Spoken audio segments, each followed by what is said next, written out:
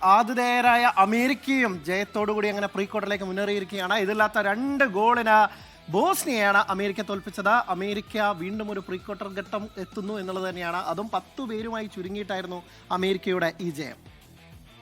അനിൽ, അതായത് അമേരിക്കയുടെ ആധിപത്യം കണ്ട ഒരു മത്സരം എന്ന് വേണമെങ്കിൽ അതിനെ വിശേഷിപ്പിക്കാം. കാരണം തുടക്കത്തിൽ ബോസ്നിയ ഒന്ന് ആക്രമിച്ച് കളിക്കാൻ ശ്രമിച്ചെങ്കിലും പിന്നീട് അങ്ങോട്ട് പതിയെ അതിൻ്റെ താളം കുറയുന്നതാണ് ആ മത്സരത്തിലുടനീളം കണ്ടത്. അമേരിക്ക ആ പതിഞ്ഞ താളം അമേരിക്ക മുതലെടുത്തു എന്ന് തന്നെ വേണം പറയാൻ. ആദ്യ പകുതിക്ക് പിരിയുന്നതിന് മുമ്പ് 32-ാം മിനിറ്റിൽ ബലോഗനിലൂടെ അമേരിക്ക ലീഡെടുക്കുന്നു. ആദ്യ പകുതി അവസാനിക്കുന്നു. മത്സരം രണ്ടാം പകുതിയിലേക്ക് കടക്കുമ്പോൾ വീണ്ടും ആ ലീഡ് ഉയർത്താനുള്ള നിരന്തര ശ്രമങ്ങൾ അമേരിക്കയുടെ ഭാഗത്തുനിന്നുണ്ടാകുന്നു. ബലോഗൻ തന്നെ ഒരു ബോസ്നിയൻ താരത്തെ ഫൗൾ ചെയ്യുന്നു. അതിന് ബലോഗൻ റെഡ് കാർഡ് കണ്ട് പുറത്താകുന്നു. പിന്നീട് 10 പേരിലേക്ക് അമേരിക്ക ചുരുങ്ങിയെങ്കിലും തങ്ങളുടെ സ്വന്തം ആരാധകർക്ക് മുമ്പിൽ നോക്കൌട്ട് മത്സരത്തിൽ ഈ ഒരു ഗോളിൻ്റെ വിജയം പോരാ എന്ന് അമേരിക്കയ്ക്ക് തോന്നിക്കാണും. അതുകൊണ്ട് തന്നെ ടിൽമാനിലൂടെ രണ്ടാമതൊരു ഗോൾ നേടി ആധികാരികമായ ഒരു വിജയത്തോടു കൂടി ബെൽജിയത്തെ പ്രീ ക്വാർട്ടറിൽ നേരിടാനുള്ള യോഗ്യത അമേരിക്ക നേടിയിരിക്കുന്നു. അനിൽ,